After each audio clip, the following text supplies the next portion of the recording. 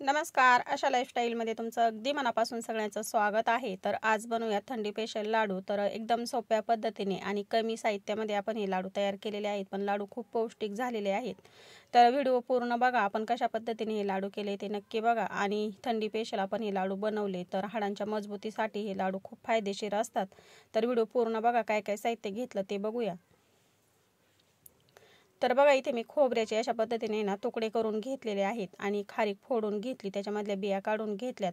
खारीक जर तुम्हाला ओलसर वाटली तर 2-3 दिवस तुम्ही उन्हामध्येही वाळून घेऊ शकता किंवा मग थोडंसं तूप टाकायचं 1-1.5 चमचा आणि हलकीशी गरम करून घ्यायची, म्हणजे व्यवस्थित अशी याची पावडर तयार होते. तर मी इथे खोबरं सुकलेलंच खोबरं घेतलेलं आहे. खोबरं देखील उन्हात ठेवलं होतं आणि खारीक देखील उन्हात ठेवली होती आणि अशा पद्धतीने गिरणीमधून मी ते दळून आणलेलं आहे. तर बघा असं जाडसर थोडंसं, आपण अगदी बारीक पावडर नाही तर थोडंसं असं जाडसर दळून आणलेलं आहे गिरणीमधून. आता तुम्ही जर घरी दळणार असाल, मिक्सरवरती जर दळून घेणार असाल तर काय करायचं, खोबरं किसून घ्यायचं आणि खारीकचे देखील बारीक तुकडे करून घ्यायचे, म्हणजे मिक्सर खराब होत नाही. तर अर्धं खोबरं घालायचं आणि अर्धे खारीकचे तुकडे घालायचे आणि मिक्सरला फिरवून घ्यायचं. तर थोडं जर असलं तर मिक्सरला सुद्धा फिरवू शकता. तर आता हे मी दोन्ही 3 किलोच्या प्रमाणामध्ये इथे गिरणीमधूनच दळून आणलेलं आहे. तर त्याच्यामध्ये घालण्यासाठी आपण इथे काजू बदाम घेतलेत, खसखस घेतली आणि डिंक घेतलेला आहे. तर आता सुकामेवा आपण काजू बदामचा जो आहे तो अर्धा किलो याच्यामध्ये घालूया. पावशेर इथे मी डिंक घेतलाय आणि खसखस देखील आपण याच्यामध्ये 4 ते 5 मोठे चमचे घालूया, भाजून घालूया याच्यामध्ये लाडूमध्ये, म्हणजे खूप छान लागेल. तर कमी साहित्यामध्ये आपण हे पौष्टिक लाडू बनवणार आहोत.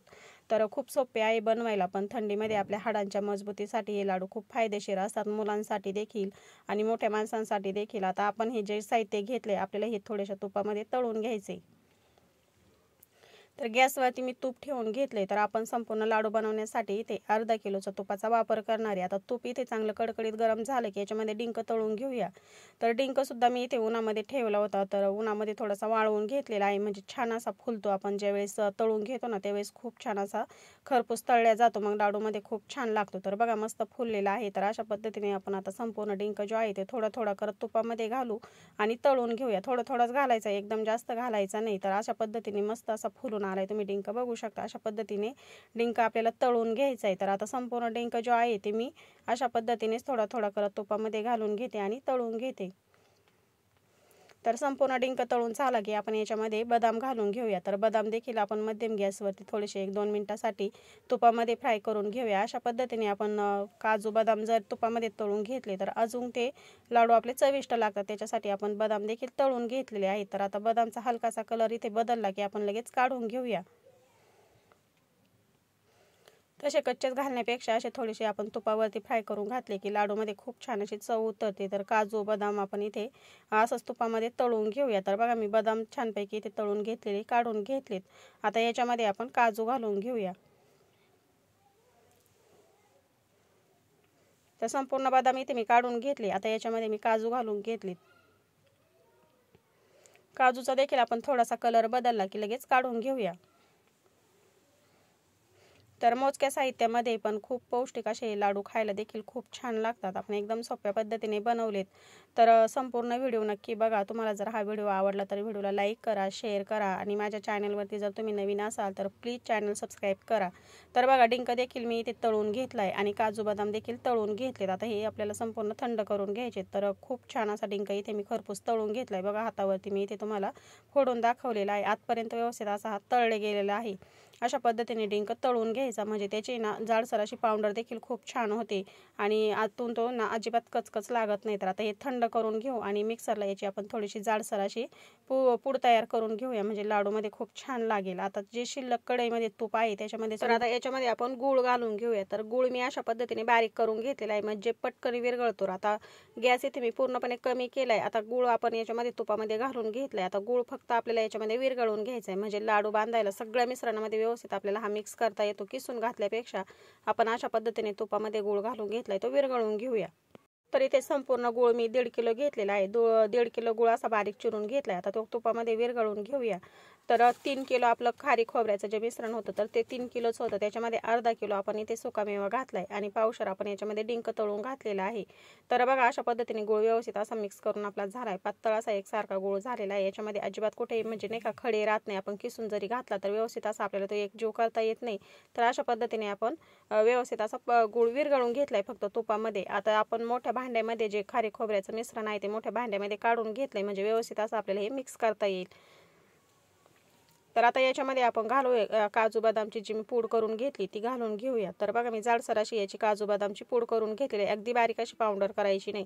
याच्यामध्ये बारीक बारीक असे तुकडे दिसत आहेत, तर अशा पद्धतीने ठेवायचे, म्हणजे लाडू खाताना खूप छान लागतात. आता आपण याच्यामध्ये डिंक जो तळून घेतला होता तो देखील मी मिक्सरला बारीक करून घेतलाय, तर तो सुद्धा असा मी थोडासा जाडसर अगदी बारीक असा केलेला नाही, तो घालून घेऊया.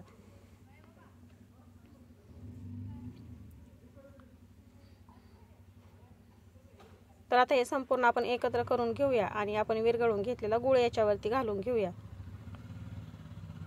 तर गूळ गरम असतानाच आपण विरघळून घेतलेला गरम असतानाच लगेच याच्यामध्ये घालून घ्यायचं आहे. थंड झाल्यानंतर गूळ लगेच कडक होतो. तर आता बघा तुम्ही, मी लगेच याच्यामध्ये गूळ विरघळून घेतलेला घालून घेतलाय. तो व्यवस्थित असा या मिश्रणामध्ये आपण एकत्र करून घेऊया. तर सुरुवातीला इथे मी चमच्याने एकत्र करून घेतले, कारण की गूळ गरम आहे. आणि व्यवस्थित असं एकत्र करून झालं की नंतर आपण हाताने व्यवस्थित असं आपण ह्या खारीक खोबऱ्याच्या मिश्रणावरती हा गूळ व्यवस्थित असं दोन्ही हाताने आपल्याला व्यवस्थित चोळून घ्यायचा आहे, म्हणजे मग सगळं मिश्रण व्यवस्थित असं वेगजीव होतं आणि सगळ्या याला व्यवस्थित असा गूळ चोळला जातो. तर बघा आता हे एकत्र करून घेऊया हाताने. आणि आपल्याला जर याच्यामध्ये जर वाटलं थोडंसं कोरडं वाटतंय तर याच्यामध्ये तुम्ही एखादी वाटी तूप गरम करून घालू शकता. तर आता मी याच्यामध्ये जास्त तुपाचा वापर केलेला नाही, अर्धा किलोच्या प्रमाणामध्येच याच्यामध्ये मी तूप घालून घेतले. आता व्यवस्थित असं एकत्र करून घेऊया. अगोदर आपण याचा लाडू वळले जातोय का ते बघूया, आणि जर वाटलं आपल्याला कोरडं आहे तरच याच्यामध्ये आपण तूप घालून घेऊया. तर मी याच्यामध्ये खूप जास्तीचा तुपाचा वापर केलेला नाही, कमीत कमी तुपामध्ये आपण हे लाडू बांधून घेतलेले आहेत. तर आता आपण सगळी जिन्नस व्यवस्थित अशी एकत्र करून घेतली की नंतर याचा लाडू बांधून बघूया. आणि खसखस सुद्धा मी याच्यामध्ये भाजून घेतलेली घालून घेतलेली आहे.